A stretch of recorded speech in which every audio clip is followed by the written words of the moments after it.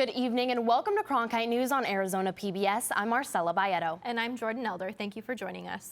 Our big story tonight, battle over the border. According to a court filing, the Department of Defense recently announced they will not be proceeding with 3 border wall projects located in both California and Arizona because they ran out of money.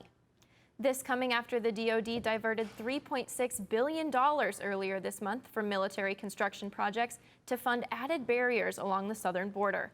Cronkite News reporter Frankie McLister breaks down the unfunded projects in our state. Frankie?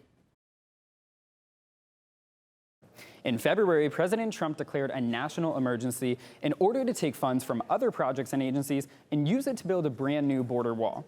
According to court filings involving the Department of Defense, 3 of those are located on Arizona's southern border, and those got approved just last month. So let me go ahead and show you where those projects take place. 2 over in the southwestern corner of the state in Yuma, and 1 over in the southeast corner of the state in Tucson. Per the Secretary of Defense, here's a breakdown of how those projects would exactly take shape.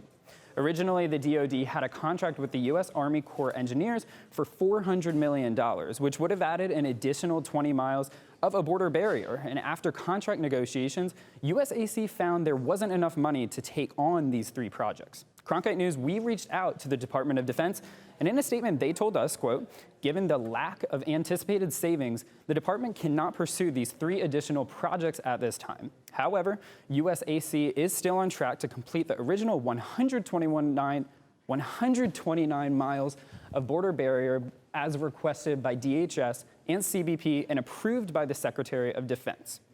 We're looking deeper into how funding is being distributed and moved in order to build the president's proposed border wall. In the studio, Frankie McLister for Cronkite News.